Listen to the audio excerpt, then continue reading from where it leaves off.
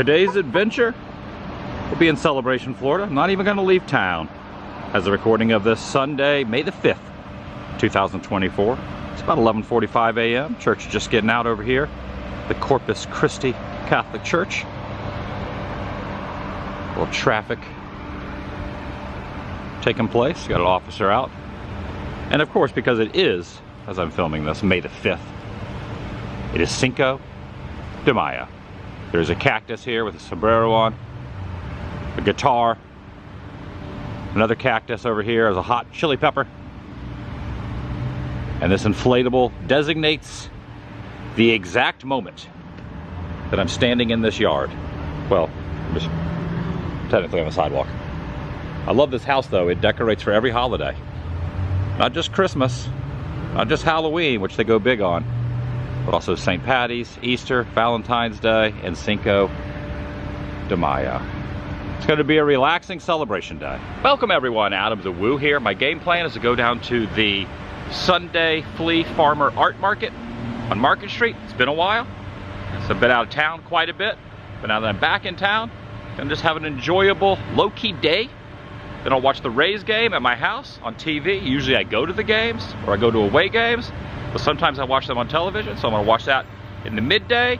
And then I'm going to head over to the WDWNT, the Walt Disney World News Today Studios, where they're having an event called Stage 89. They've been having it the last few days, but I've been so busy I haven't been able to get over there. But I would like to pop in for the last panel of the day, which is the Hollywood Tower 30th anniversary, I think in July or August. I think it's July of this year. The Hollywood Tower at the former MGM Studios is turning 30 years old. I'm gonna head to Market Street first and then just see how the day goes. Good to have you here. I'm inviting you to join me. Shall you? And of course I'll drive my glorified golf cart, the Mini Marge, I like to call her, around town as well. So that'll also be happening. Look at this, this is like a little donkey with a hat on. I think it is. Will I get a taco today or a burrito? I don't know, probably not. I'm trying to do really, really well on this weight loss thing. But I've been doing good. So I don't know if I want to derail it, even though a taco like this would be pretty appetizing. See how it goes. Church traffic. Well, at this time of the day, it happens.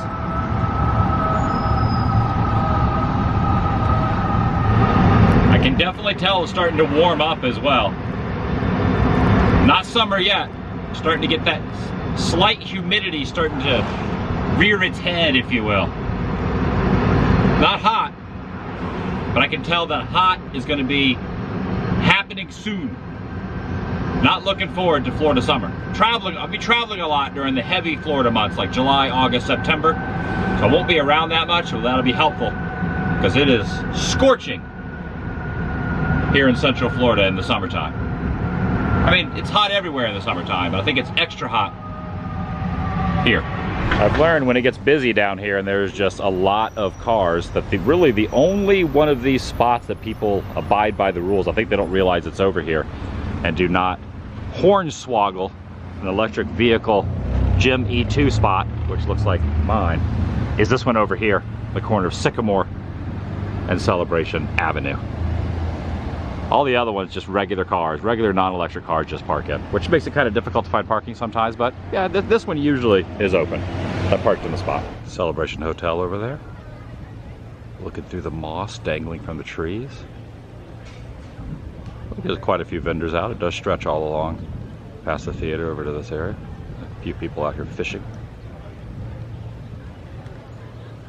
I think it's catch and release in here. Or maybe you just catch and don't release. To be honest, I don't know. I'm not a fisherman. Streets blocked off, which is par for the course. Each and every Sunday down here. This has been going on for many, many years. So if you come down here on a Sunday, usually between 10 and 2 or 11 and 1, depending on the hours of summer. 10 and 1. 10 and 2 when it's hot, when it's not hot. 10 and 1 when it is hot. Summer hours, I think 10 to 1. But I think now, this time of the year, it's 10 to 2. Give or take. Kind of mellow crowd-wise. Nice mellow day. Sometimes you see a lot of the same vendors. Sometimes you see a lot of new vendors. A few out here I don't recognize.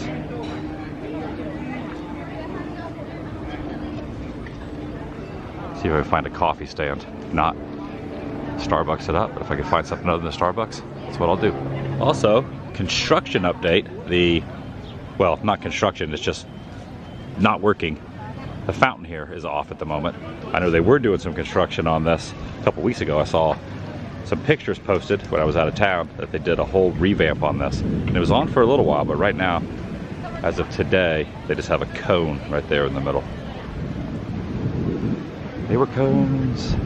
Watch it just turn on immediately while I walk over here.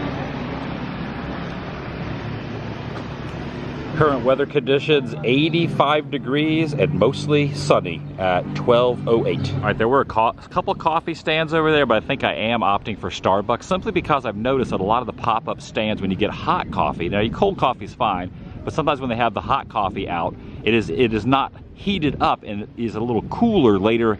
And like in the morning, it's hot, but since it's like afternoon, I've got them before from some of these stands, and the hot coffee are really just kind of lukewarmish. So I think because I didn't get here really, really early, that I'm not going to take a chance. I think if I go to Starbucks, it's going to be piping hot. So I'm opting for that. Noticing Avocado Mexican Grill has some banners up here for the holiday, Cinco de Mayo as well. This is a really good place. Highly recommend it. Oh, with a large dark roast, a little sugar, a little cream. I said, which one of the drip coffees is the freshest and hottest that you got? Out of the blonde Pike place or the dark roast? She said dark roast. So this thing, yeah, it's like scorchingly hot. I don't know. It's hot outside. I'm drinking a hot. I don't know what's wrong with me. Maybe one day I'll convert to cold, but I don't know. I like hot coffee. I squeeze through here. I mean, I could walk around, but I'm gonna squeeze through. Hustle and bustle down here. I do need to crank up the air fryer again now that I'm back. I don't know if I'm gonna buy any veggies today and do a little air frying, but definitely in the near future, need to do a little air frying goodness. Take some of the veggies and throw them in the air fryer for a little bit. It's always a tasty treat. I also wonder if anyone's moved into my apartment. My apartment used to be up there before I bought the house I'm in now. That was where my apartment was, over here on Market Street. Is that the correct time? Yep, 12:30. Clock is correctly working. Take a look at this little figment candle down in here. All these little, there's a Stitch candle right over here. Here's all the different Disney characters. There's Goofy on there, Snow White. Bunch of those. The Orange Bird candle. So you make all these candles yourself? Yeah, they're all made right here in Celebration. Okay, nice. Hometown Candles. What's the name of your company? Beach Bum Candles. Nice. We got some luggage tags over here. Now here's a character you don't see too much anymore, Pepe Le Pew. That's a deep cut throwback, who I think Pepe Le Pew, you don't see that guy around too much anymore. That's kind of neat. This Pepe Le Pew luggage tag. I might have to get this. You don't see Pepe Le Pew too often. Little pass holder glass there. Yeah, I'm gonna utilize that Pepe Le Pew luggage tag. I think the next time I go to an airport, I might be the only person that has a Pepe Le Pew luggage tag on my luggage. Also, the fountain is not on. Sometimes the fountain's on, sometimes the fountain's off. Also, the clock I always show, well, not always, but sometimes show, it's right over here by this structure. People have asked me, where's that clock you always show? Well, this is where it is.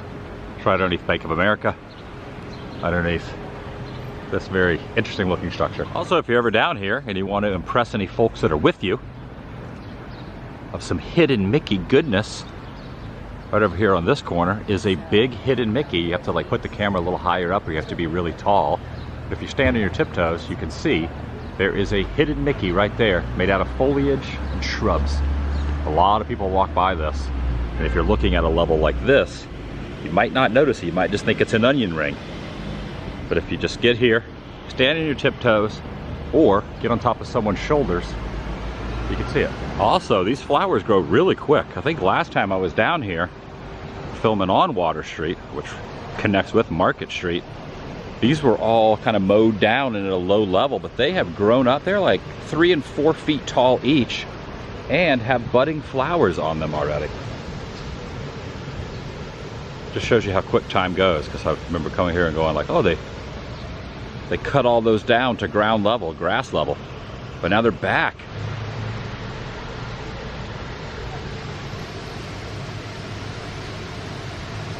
I was talking to people at the candle stand, and I was saying I don't really like having candles on because I'm just afraid I'm not going to put the candle out and it could end badly. And they said there's something called a candle warmer, which is basically like a coaster that heats up that you could buy in stores.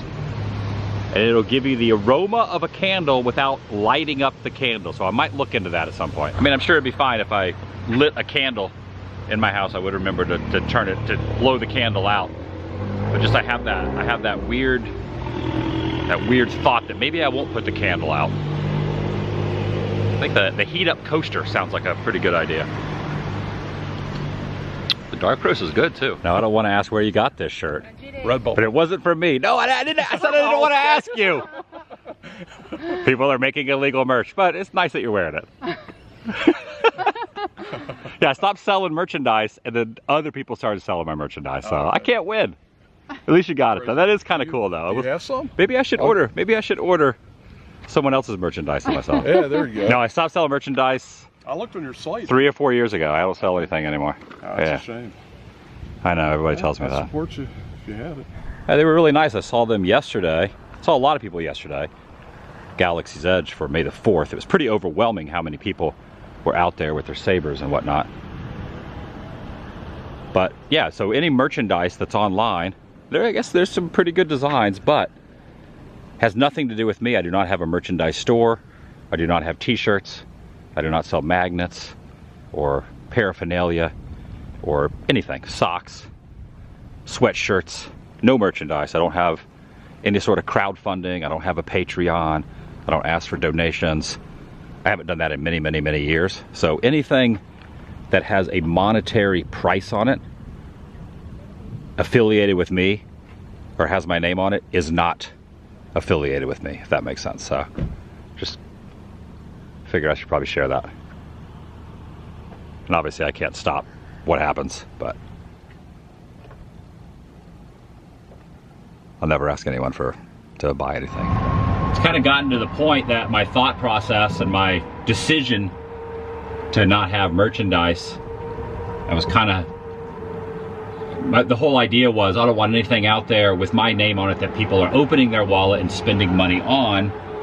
And it went well for a while, but now there's other people out there making stuff with my, you know, catchphrases, likenesses, things like that, that I don't even know because I'm not doing it. So then the only solution I can think of to kind of alienate that would be to have my own line of merchandise, which I don't want to do.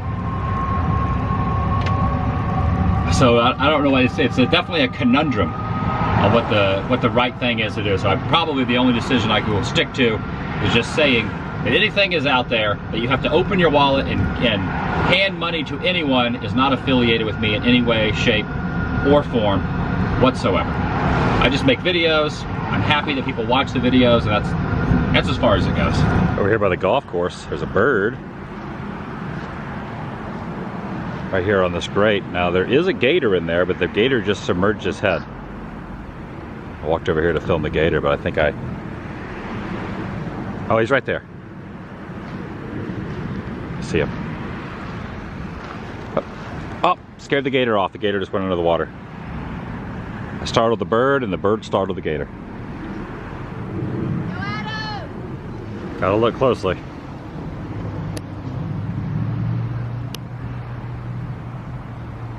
I think there's a couple of them in here. This one is not Cool. Cool is in Lake Reinhard. This is not Lake Reinhard. This is another lake. This is the lake at the golf course.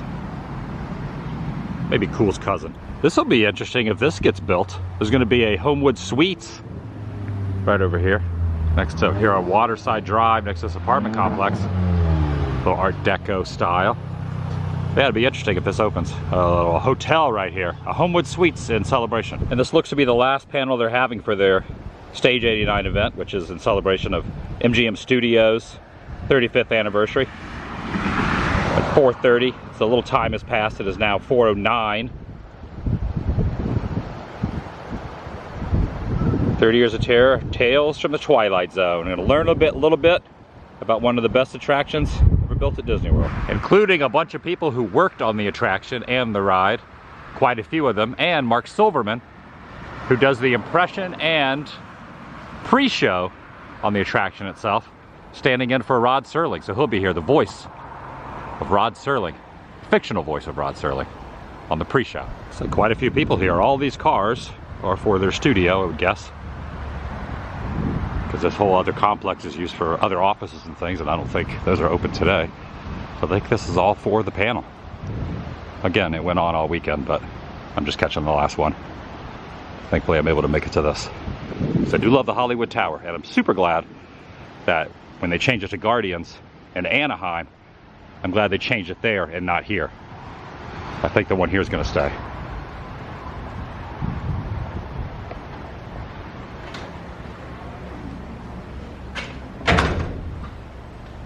Their office is pretty awesome. They have a mold-o-matic in here. Jacob the Carpetbagger should definitely visit this place and get what he collects these. He's got hundreds of them. No privacy at all around these parts. Around this place.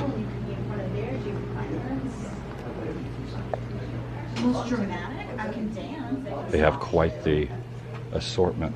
They have a little museum in here. Delta Dream Flight. All the Figment stuff.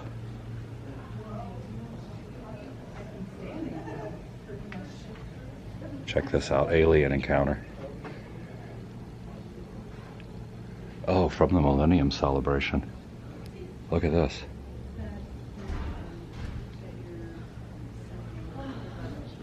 I believe this is from Mr. Toad's Wild Ride, R.I.P. Oh yeah, it is, look.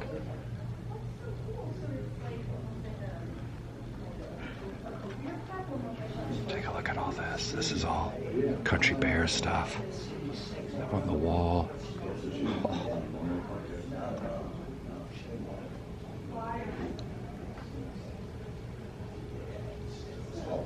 Alright, I'm gonna see if the panel started. Oh my gosh, is this from Great Movie Ride? I think it is.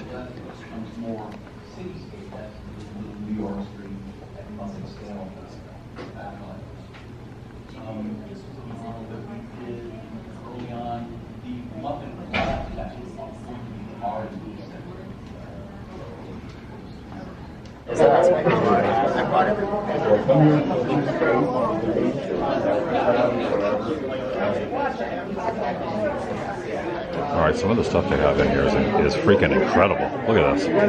Disney MGM Studios guard booth logo sign. And no help wanted sign there. A trash can from the animated cat from Great Movie Ride. Freaking love Great Movie Ride. And then this is the chimney sweep. Is this the Bert? It is a chimney sweep. I don't know if it's Bert.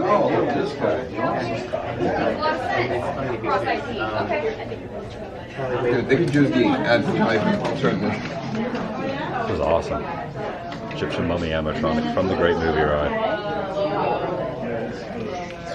So be in the indie scene, I'm guessing. Alright, they're starting the next panel, which is all about Superstar Television, which I have kind of hold a special place in my heart. It's where the Frozen show is now. That's taking place inside the panel room now, so I'm going to head back in there, check out some Superstar Television action. As our video storyboard. Well, you introduced me to you, so. Yeah, no problem. She's been watching you for nearly ever. Nice lithograph right here. You're not allowed.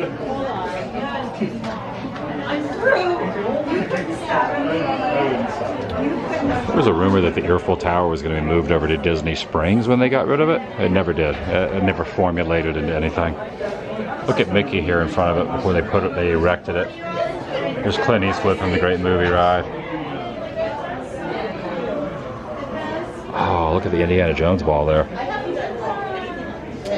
Oh, I miss MGM. I mean, this says Hollywood Studios, but this is obviously opening day MGM Studios. You were the guy. Did they move because it was filled with water? At this point, it was filled with water. What was that? I could just get it from our fridge and all that. It's pretty dang cool. They have a lot of the props from the Great Movie Ride that I wish was still around. I mean, Mickey and Minnie's Runaway Railway is a great ride, but it pales in comparison to what was originally in the Chinese Theater at MGM Studios. I missed that ride.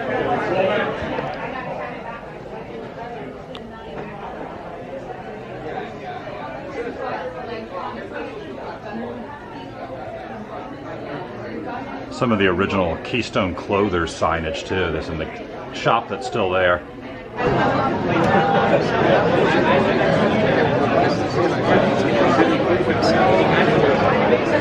These were all not here on Tuesday. On Thursday. They were not here on Thursday. Well, my friends. They actually have the sound effect cat in there.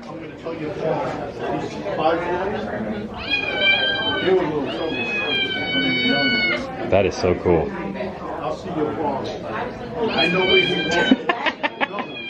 Check out a little bit more of the Country Bear stuff. Big Al stuff. Man, look at that plush. That's an old school plush there. Look at this Pepsi. Wow, you know that's old because Pepsi isn't even a sponsor anymore. It's Coke. Disney. And then I did, my payment was, because I hung out with the son, he gave me $2 to go. Here's a Main Street Electrical Parade. This is from the shop window at Disneyland, 1977. First nighttime parade captivated millions of floats, live performances, over 600,000 sparkling lights. One of my favorite, just for mostly for nostalgia reasons. One of my favorite parades at Disney. How they keep bringing it back. Which I kind of wish they'd bring Paint the Night back, but like again, for nostalgia, I just love it because I grew up with that parade. Also, I was informed that this is not a permanent installation here. This was just for the event. It is going to be gone by tomorrow. So don't show up here for a Moldomatic or a Moldorama.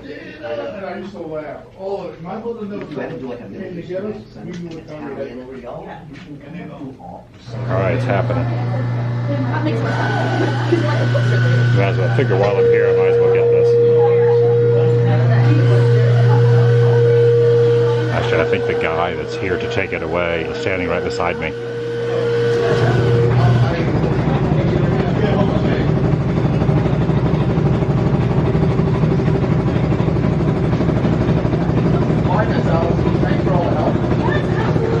Hope to see you again.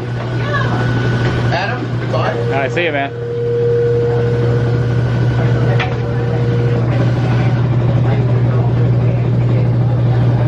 Got my own Chinese theater. Look at that.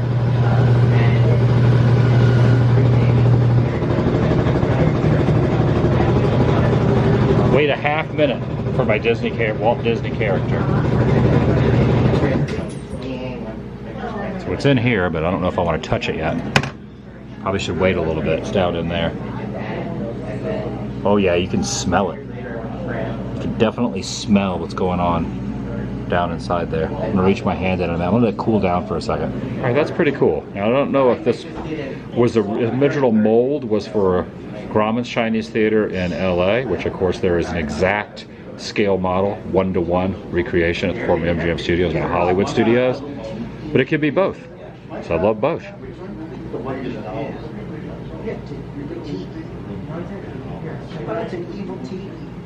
Oh, this was at Oscar's service station. When you first walk in, to the right of the Crossroads of the World, drew a blank out, the Crossroads of the World, was an old service station which used to have cars in it. It's now used as like a stroller area, I believe, maybe an ECV area. But I believe that's what this is, Oscar's service station. This used to be in there. Fictional company that was featured in the backlight towards climatic display.